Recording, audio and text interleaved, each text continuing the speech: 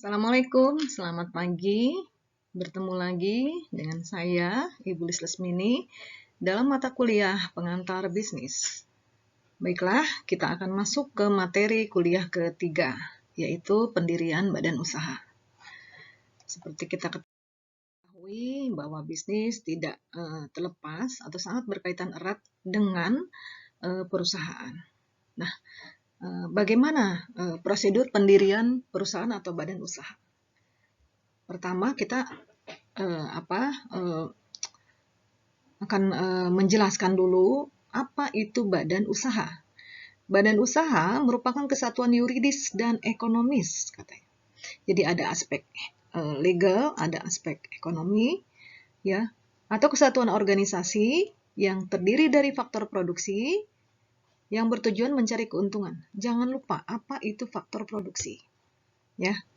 Mungkin kalian masih ingat yang namanya 6M. Man, money, material, method, mesin, market. Jangan lupa ya. Nah, kemudian badan usaha di Indonesia ada yang badan hukum, ada yang bukan badan hukum. Bagaimana yang badan hukum? Perbedaannya dengan bukan badan hukum. Yang berbadan hukum itu mutlak harus mendapatkan pengesahan dari Menteri Kehakiman dan HAM. Ya. Sedangkan yang bukan badan hukum tidak perlu pengesahan dari Menteri Kehakiman dan HAM. Pendiriannya tentu harus diawali dengan membuat akte pendirian di notaris, disertai tanda tangan di atas materai dan segel. Apa hal yang harus diperhatikan apabila kita ingin mendirikan badan usaha? Yang pertama, barang atau jasa apa yang akan diperdagangkan? Kedua, bagaimana cara pemasaran barang atau jasa tersebut? Yang ketiga, berapa harga pokok dan harga jual barang dan jasa yang akan kita jual? Yang keempat, bagaimana mekanisme pembeliannya atau mekanisme jualnya juga. Kemudian, berapa kebutuhan tenaga kerja? Bagaimana bentuk organisasinya? Strukturnya mau seperti apa? Kemudian, pembelanjaannya seperti apa? Arti pembelanjaan dalam arti bisnis bukan seperti arti sederhana pembelanjaan adalah mengeluarkan uang, bukan. Tapi dalam arti bisnis, pembelanjaan artinya bagaimana mencari cara untuk membiayai kegiatan perusahaan. Jadi pencarian dana, ya, baik itu dari investor, kredit, penjualan saham dan lain-lain. Kemudian apa jenis badan usaha yang dipilih? Bentuknya mau seperti apa? Badan hukum atau bukan badan hukum? Badan hukum misalnya mau PT atau mau apa bentuknya? Baik, kemudian jenis dan karakteristik badan usaha yang ada di Indonesia. Yang pertama ada badan hukum, yang kedua bentuknya bukan badan hukum. Yang berbadan hukum terdapat karakteristik yaitu adanya pemisahan kekayaan pemilik perusahaan ya dengan kekayaan badan usaha. Pemilik hanya bertanggung jawab sebatas modal yang ditanamkan di dalam perusahaan. Nah, kedua, badan usaha bukan badan hukum. Yang bukan badan hukum tidak terdapat pemisahan antara kekayaan badan usaha dengan kekayaan pemiliknya. Artinya, tanggung jawabnya juga tidak terbatas. Kalau pada badan hukum, tanggung jawab terbatas. Contoh badan usaha yang berbentuk badan hukum. Yang pertama ada perseroan terbatas atau kita kenal sebagai PT. Ini bentuk perusahaan yang paling banyak terdapat di Indonesia. Pendirian PT minimum dengan modal dasar sebesar 50 juta rupiah, tetapi pada saat pendirian minimal 25% dari modal dasar, yaitu kira-kira 12,5 juta harus sudah disetorkan ke dalam perusahaan. Kemudian, pemegang saham hanya bertanggung jawab terbatas pada saham yang dimilikinya di dalam perusahaan. Ya. Nah, PT ini singkatan dari perseroan terbatas. Artinya perseroan adalah perusahaan yang modalnya terdiri atas sero atau saham. Sedangkan terbatas artinya terbatasnya tanggung jawab pemilik modal sebesar modal yang ditanamkan di dalam perusahaan. Tapi ketentuan tersebut ada persyaratan khusus. Nah, kemudian yayasan yang adalah organisasi yang bergerak di bidang sosial, keagamaan, dan kemanusiaan.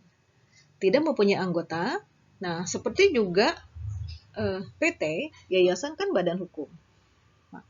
Maka harta kekayaannya dipisahkan dengan harta kekayaan pribadi pendiri yayasan. Kemudian badan hukum yang ketiga adalah koperasi. Koperasi adalah organisasi yang beranggotakan baik perorangan maupun badan hukum koperasi yang melandaskan kegiatannya berdasarkan prinsip koperasi sekaligus sebagai gerakan ekonomi berdasar atas asas kekeluargaan. Koperasi mendapatkan modal dari iuran wajib dan iuran sukarela anggota. Tujuan koperasi bukan mencari keuntungan, tetapi untuk memajukan kesejahteraan anggota. Berbeda dengan PT yang mencari keuntungan. Nah, kemudian bagian kedua adalah badan usaha yang bukan berbentuk badan hukum. Pada bentuk badan usaha ini, karena dia bukan badan hukum, tidak terdapat pemisahan antara kekayaan perusahaan dengan kekayaan pemilik. Artinya, tanggung jawabnya tidak terbatas. Ya. Seandainya terjadi pailit atau pada saat dilikuidasi, kekayaan perusahaan tidak mencukupi untuk membayar hutang, maka harta kekayaan pribadi pemilik bisa menjadi jaminan untuk pembayaran hutang perusahaan. Badan usaha bukan badan hukum yang pertama ada persekutuan perdata. Persekutuan perdata ini adalah perjanjian di mana dua orang atau lebih mengikatkan diri untuk memasukkan sesuatu ke dalam persekutuan dengan maksud membagi keuntungan. Nah, apa yang bisa dimasukkan ke dalam persekutuan? Bisa uang, bisa barang, bisa tenaga. Ya. Umumnya, pihak yang hanya memasukkan tenaga ke dalam persekutuan, ke dalam satu perjanjian tersebut, mendapatkan bagian yang paling kecil. Itu kalau tidak diatur ya. Tapi yang namanya perjanjian tentu tergantung dari isi dari perjanjian itu sendiri. Kemudian, di dalam persekutuan perdata, karena dia bukan badan hukum, maka tanggung jawabnya tidak terbatas. Artinya, apabila perusahaan mengalami kerugian, memiliki hutang, maka harta kekayaan pengurus atau harta kekayaan anggota persekutuan bisa menjadi jaminan untuk pelunasan hutang. Kedua adalah firma. Ini perseroan didirikan untuk melakukan usaha di bawah nama bersama.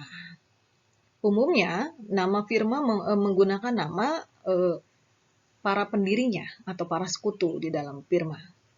Ya, anggotanya boleh lebih dari satu, pimpinan juga lebih dari satu, tergantung berapa orang sekutu yang tergabung di dalam pendirian firma.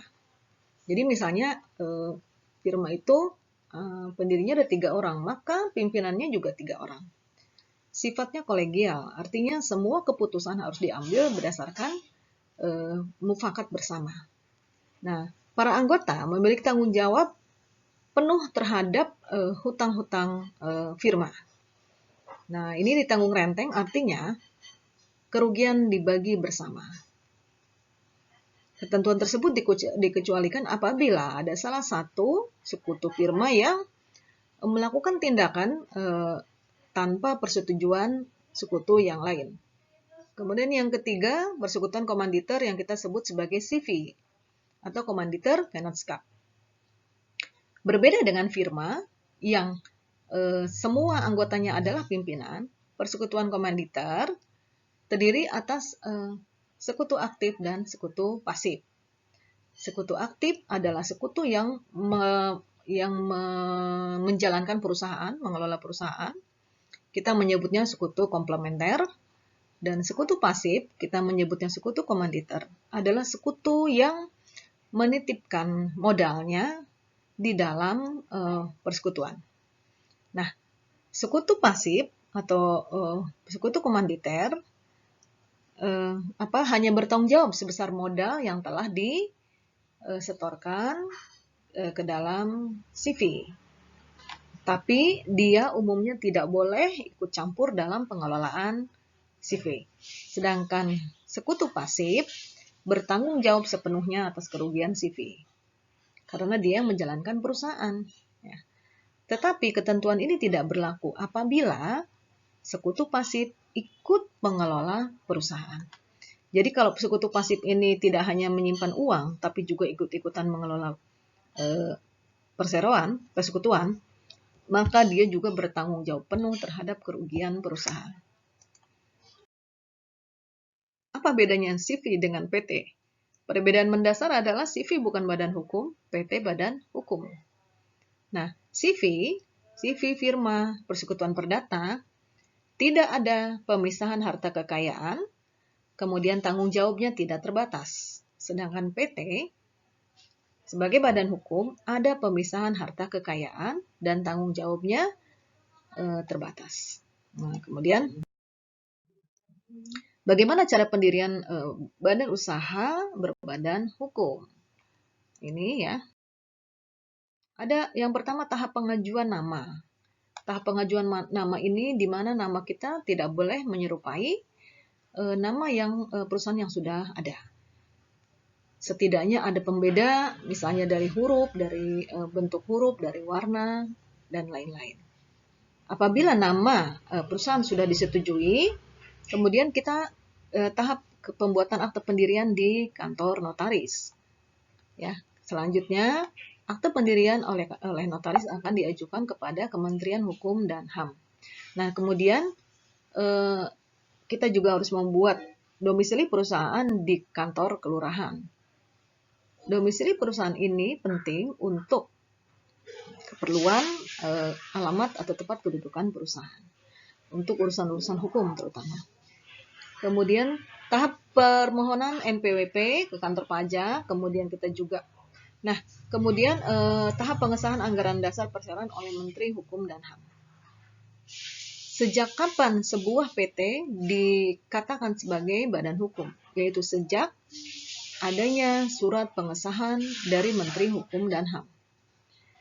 Walaupun PT tersebut sudah memiliki akte pendirian dari notaris, sepanjang belum mendapat pengesahan dari Menteri Hukum dan HAM, maka belum dapat disebut sebagai badan hukum. Ya. Nah, kalau belum disebut sebagai badan hukum, artinya apa? Tanggung jawab pendiri dan pengelola adalah penuh terhadap hutang-hutang perusahaan. Oke, kemudian pengajuan surat izin usaha perdagangan ke Departemen Perdagangan, kemudian pengajuan tanda daftar perusahaan, kemudian didaftarkan di Berita Acara Republik Indonesia atau BNRI. Nah, kemudian badan hukum yang kedua adalah yayasan. Ini hampir sama seperti tadi. Tentukan berapa besaran harta kekayaan yayasan yang akan disisihkan sebagai modal. Kemudian nama yayasan, mengecek dulu, tidak boleh ada yang lama. Nah, berbeda dengan nama perusahaan yang bisa dicek secara elektrik di internet, nama yayasan dilakukan pengecekan secara manual, sehingga mungkin memakan waktu lebih lama. Yayasan bisa didirikan oleh satu orang atau lebih, ya, baik warga negara Indonesia maupun asing, ataupun badan hukum. Kemudian yayasan harus juga memiliki alamat domisili, jadi kelurahan ya. Kemudian yayasan juga harus memiliki pembina yayasan. Nah, kemudian pengurus organ yayasan tidak boleh merangkap sebagai pembina. Kemudian juga ada pengawas yayasan untuk mengawasi dan memberi nasihat ke pengurus dalam menjalankan kegiatan. Sedangkan bidang usahanya bisa bergerak di bidang sosial, keagamaan, dan kemanusiaan, dan yayasan tidak mencari keuntungan. Kemudian dibuatlah akte pendirian di notaris, kemudian sama seperti PT, mengajukan pendaftaran dan pengesahan dari Menteri Hukum dan HAM. Kemudian tahap pengumuman juga sama, harus diumumkan di Berita Negara Republik Indonesia. Ya. Ini paling lambat 30 hari katanya, sejak pengesahan dari Menteri Hukum dan HAM. Selama pengumuman belum dilakukan, maka yayasan belum bisa disebut sebagai badan hukum karena adanya tanggung jawab penuh atas seluruh kerugian. Nah, kemudian ini kalau yang bukan berbadan hukum, ya ini yang bukan badan hukum, yang pertama firma, yang kedua adalah CV. Kalau firma, yang pertama membuat akta pendirian, ini data-datanya, kemudian yang kedua sama membuat akte domisili, membuat surat domisili perusahaan di kantor kelurahan setempat sebagai bukti keberadaan alamat perusahaan tersebut. Kemudian pembuatan EPWP, ya, kemudian juga membuat pengukuhan pengusaha kena pajak di kantor pajak, kemudian didaftarkan di pengadilan negeri setempat di mana firma didirikan. Nah ini ya, kemudian kalau memang kita membangun bangunan juga harus ada izin IMB, ada surat izin tempat usaha dan lain-lain. Kemudian juga kita mengajukan surat izin usaha perdagangan ya melalui Dinas Perindustrian Perdagangan setempat. Nah, kemudian untuk golongan menengah dan kecil itu ke pemerintah daerah tingkat 2. Kalau untuk yang perusahaan yang bermodal besar ke Dinas Perdagangan Provinsi. Nah, kemudian tahap permohonan tanda daftar perusahaan ya melalui Dinas Perindustrian dan Perdagangan, di perusahaannya didaftarkan. Nah, ini kemudian karena firma bukan badan hukum maka tidak perlu dimintakan pengesahan kepada Menteri Hukum dan HAM. Berikutnya adalah CV.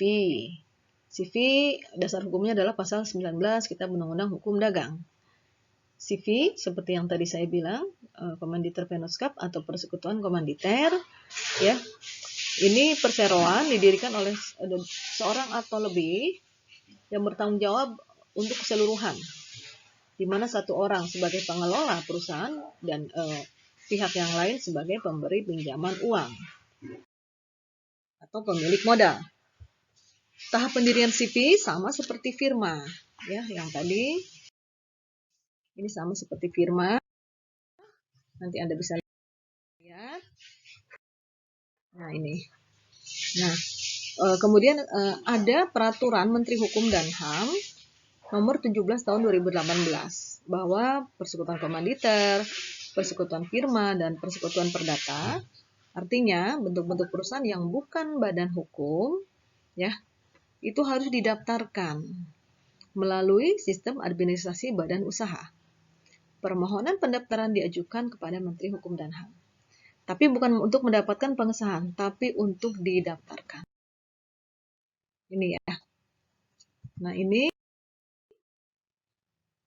ya kepada Menteri melalui sistem administrasi badan usaha. Kemudian nanti Menteri akan menerbitkan surat keterangan pendaftaran. Oke, demikian kuliah kita mengenai pendirian badan hukum. Terima kasih atas perhatiannya. Assalamualaikum.